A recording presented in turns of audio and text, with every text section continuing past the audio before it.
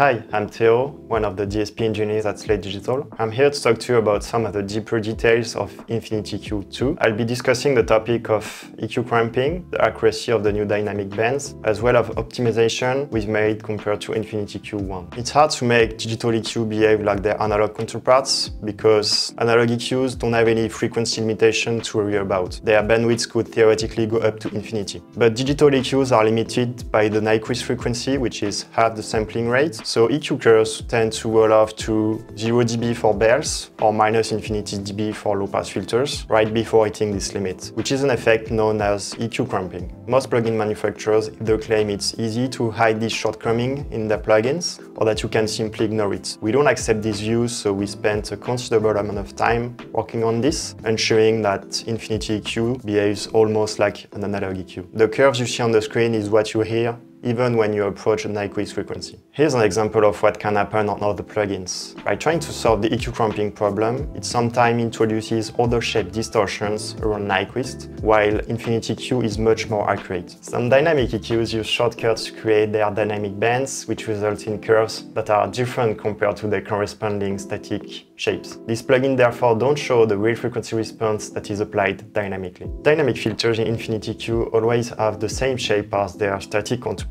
This is because we constantly recalculate the EQ gain during the dynamic behavior, so the band behaves as if you're actually changing the gain rapidly by hand. Other plugins will simply do a dry rate crossfade between two curves to create the illusion of dynamic bands, and this can result in phase anomaly during the crossfade, which causes unrealistic shapes, as you can see on this example. This overlapping phase problem is also the reason we don't have a mixed control Infinity EQ, in spite of requests for it. To add shutter control would result in unexpected EQ shapes, as the original unfiltered signal would be blended with the filtered signal from Infinity EQ. Ensuring the dynamic bands in Infinity EQ2 perform exactly like you see on the screen requires some additional CPU power. We've implemented numerous CPU optimization compared to Infinity EQ1 to ensure this extra CPU load can be afforded on Infinity EQ2. You might, for example, notice that using high slope filters is much more efficient than before, and that using automation doesn't introduce significant CPU usage spikes. Thank you for listening and have fun with Infinity EQ2.